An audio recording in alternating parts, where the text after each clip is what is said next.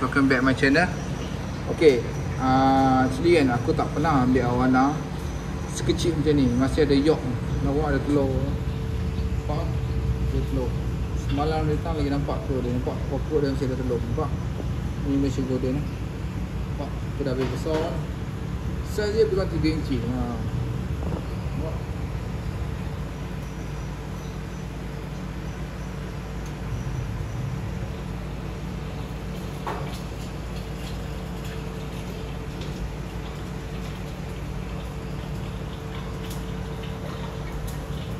So dia 2 ekor. Dia betul-betul golden ni. Mana ekor ni? Tu. Dia betul-betul golden ni. Golden ni kuat. Nampak? Ni telur dia dah habis. Seekor telur dia banyak ni. Walaupun ada telur, kita pergi makan juga. Kita pergi makan ni lah. Dah roti kecil.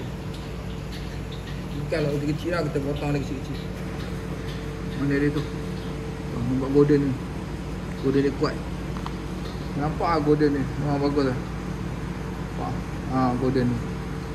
Malaysia Golden Crossback. Ni ya guys, Malaysia Golden Crossback. Nampak?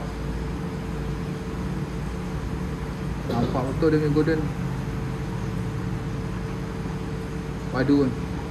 Golden sekarang ni payah jumpa yang berkulit begini.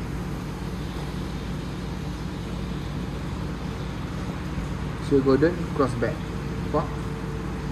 Ekor ke sana. InsyaAllah kita buat masuk ke Azada Materi Batik ni. Kalau ada rezeki kita masuk lagi banyak dan lagi banyak. Okay. So ni ada yok lagi. Nampak? Senang dia jaga dia guys. Kalau kau ada yang kecil-kecil ni, kau nak jaga dia, jangan buka palm lah. Palm ni buka mati ada nanti kan. So kau jangan buka palm.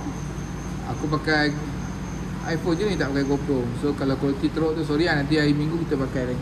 So kita pakai bubble je. On bubble jalan je macam mana.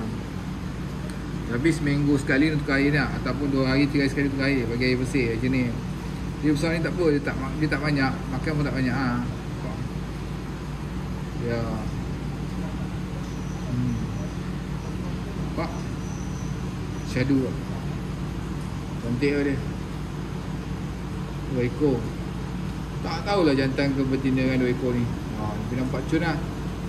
So kita ambil gambar dia, video dia buat kenang-kenangan. Sebab apa nanti tak tahulah. Telur ni tak ada lah. Esok telur mungkin telur tak ada. Datang semalam telur 2 ekor ni ada telur banyak kan. Besar telur dia. Kan telur dah habis. Ni baru habis telur. Dia masih kecil. Tapi puas hati lah dengan dia punya kualiti tu. Nampak dia punya golden kan. Nampak golden terang. Nampak putih ni. Nampak bodoh ni. Nampak biasa je lah. Pakai lampu biasa je nampak. Lampu dia biasa je. So kualiti boleh tengok. Sabar tu besar ni. Lampu ni memang kita tak off lah. Kita biar. Tengok kat sini juga. 2 anak Malaysia Golden yang comel. Nampak? Mana dia? Zoom, aku dah zoom 2.3 tau. Bukan tak zoom lah. Nampak besar sikit lah. Aku takut lagi nak cepat kecil ni.